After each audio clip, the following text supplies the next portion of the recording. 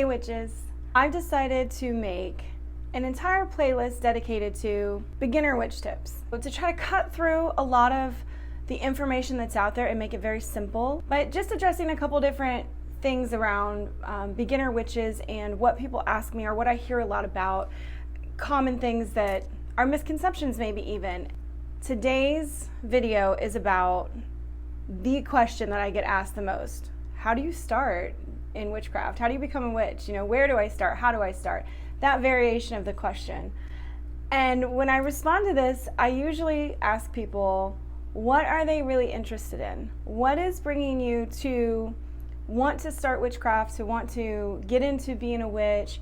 Where does your interest lie? Because that's really going to determine what you should do within your first year. When they ask me the question, how do I start witchcraft? I say, what are you interested in? Comment below and tell me what led you to witchcraft. What was the thing that you were most interested in?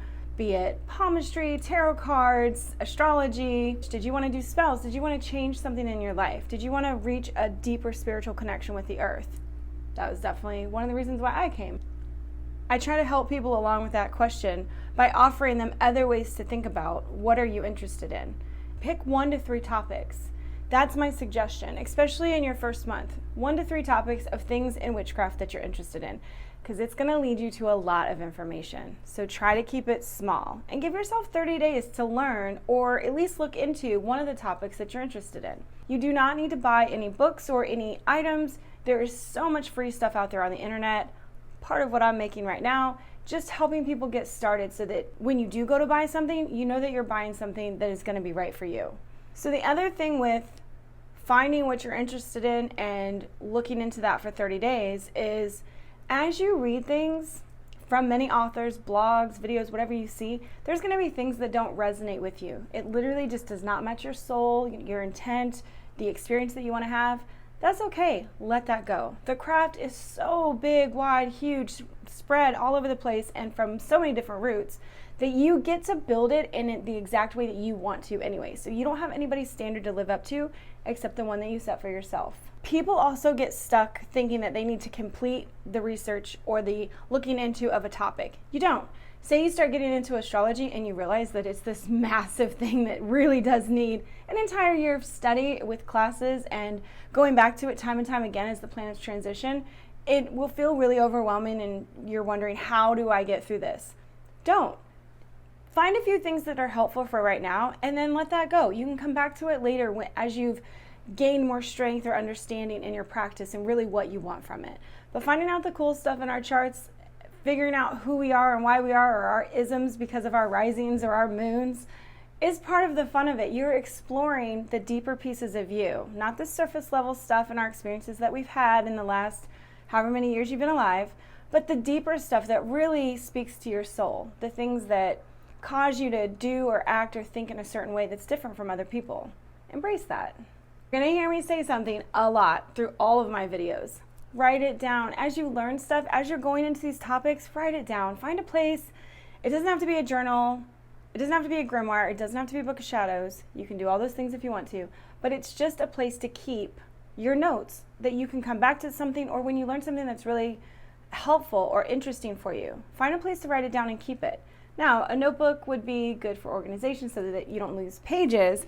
I often write a lot of things on note cards all the time because they're easy, and that's what I did in college, so I continue to write note cards.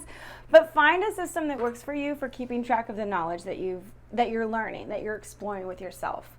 Because really it is about yourself. You're growing yourself. So it'll benefit you to have the record of the things that you've looked into and done and changed for yourself. So the second question that I ask people, what do you want from the practice? So there's all this awesome information out there that can help us and creating our better selves, but what do you really want from it? Maybe you're not looking at getting better right now. Maybe you're looking at reconnecting with the earth and you're really trying to find your purpose. You're looking for that spirituality aspect of witchcraft.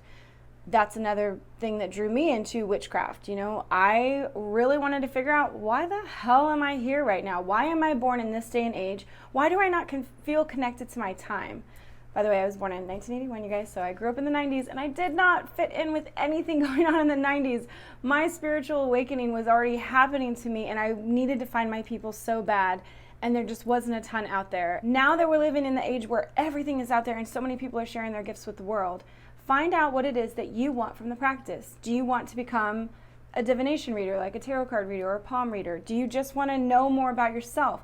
But write that goal down so that you can work towards it. That way you know why you're researching stuff, why you're getting onto a blog.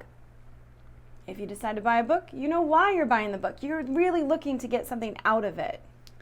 I think that most of us are looking for the ancient knowledge that has been lost or suppressed or burned or taken away from us, from our ancient roots. No matter what country or origin you have, the collective all comes from source. We're all made from the same sun, moonbeams, everything made up in the universe. Like, we're all energy vibrating, and so in some way we're all connected. So this ancient knowledge that we get to tap into feels like home, because in previous lives, if you believe that, which I do, in previous lives we already lived these things. So it feels normal to return to that, to tap into that ancient knowledge. Remember that whatever you want to grow, whatever your goal is, it's a practice. So you have to set up a habit. Make the environment that you're in pleasing for the habit that you're trying to build.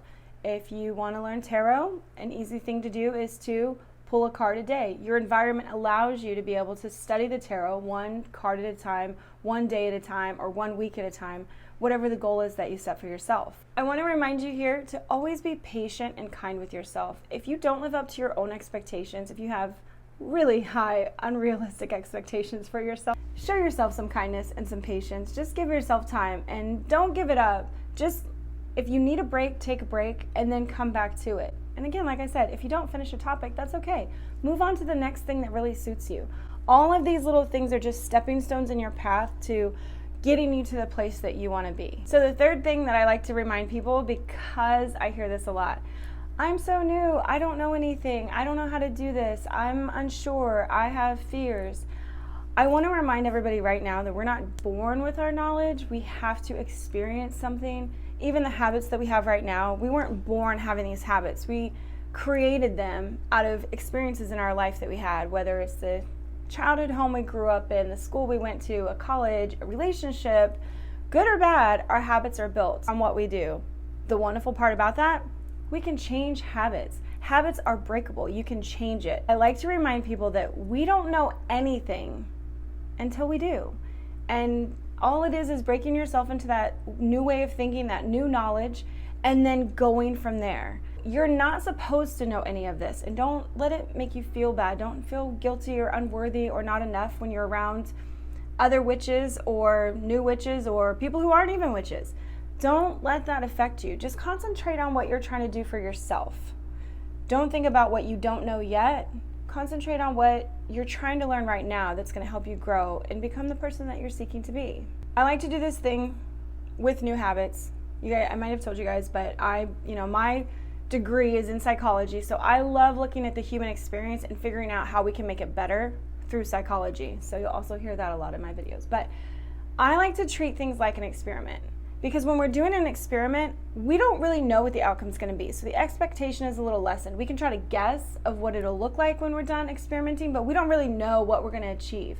And if you come into an experience like it's an experiment, you're less likely to have feelings of failure. Experiments don't fail. You just get an outcome, and that outcome is something, and then you can learn and grow from that. And then people redo their experiments to try to get to the actual thing that they were trying to create, whatever it is. So as we build habits for ourselves, think about it like an experiment. So for 7 days straight, I'm going to pull a card a day, and at the end of those 7 days, I will see how I feel. Is this something for me? Do I like this? Does it resonate with me? Is my soul saying, yes, more, please, I love this? If not, maybe you should move on to something else. But that's a way to feel out a practice or a habit or a new way of being without totally committing to it and saying, like, today this is my life for the rest of my life, and if there's no chance of failure and I can't do anything, this is the only way that I need to be. That is all too dramatic. As much as it would be great to take the red pill, I think it was the red pill from the Matrix, and just boom, you're in this new world, you know everything, the whole world is opened up, all the fake stuff falls away. I don't know, it wasn't that nice in the Matrix, but if that was the case to where we could take a pill and then know everything, we might see it differently. But since that's not the case, take your time with it. Like I said, be kind, have patience with yourself. You're not supposed to know everything right away. Take it piece by piece and decide what you're working on. The overwhelming part of witchcraft is that you have to make the choice sort of in the beginning or along the way that you're going to pick up a topic or area of research, or that you're going to put it down. And how you feel about that is going to make the difference on whether you go for it or you shy away from it. And remember that this is not something that you're trying to take a test for or get a license for or have somebody else validate you. It is not about the outside world validating what you create as your craft. It's about the craft and how it helps you and what it means for you, exclusively for you, nobody else. So have fun with it. Keep it light. Don't take anything too seriously. When you start going down that path, this becomes like fear feeding. All of a sudden, if it's very serious and oh my gosh, mistakes are bad, and you let fear into the situation. And witchcraft is not about fear. This is about love. This is about deep connections with the things that make you feel more in line with your true purpose, not about fear. Another thing people kind of forget, you will change. And as you change, your craft will change. So let it be that you pick things up, set things down, add things in, take things out, find what's right for you. And maybe it's only right for you for 6 months. And then you don't pick that book, thing, subject up again for another year or two. That's okay. It's supposed to happen. As you grow, so will the path that you're on. So will your decisions about the path that you're on will grow as you learn more about yourself and what you're really into, what you really like, what really, like I said, resonates with your soul, what you want more of. What makes you happy to read about it? What makes you happy to research? I feel like I'm saying that the wrong way. What research makes you happy? Maybe. What topic makes you happy? That might be a better way to say it. But finding those things that really allow you to feel good while you're doing it, pursue more of that. So lastly, I want to tell you that witchcraft is a transformational journey. This is not just about knowledge. This is not just about getting good at a skill like tarot, palmistry, spell work, whatever it is. It isn't even about that. It's about the transformation that you go through as you do these things for yourself, as you get signs and messages from the universe, from your team of light, that really change your life and give you this profound understanding that you do belong here, you have a purpose, and you're moving closer towards it. I hope you guys have enjoyed this short beginner witch tips video. I look forward to seeing you guys in more videos. If you want to answer any of the questions that I've asked, I would love to see what you guys are thinking, or what brought you to the craft, or what you're working on, or any problems that you're having. This is why I'm making the videos, because these are the common questions that I get asked, and I'm trying to help people just figure it out. See you next time.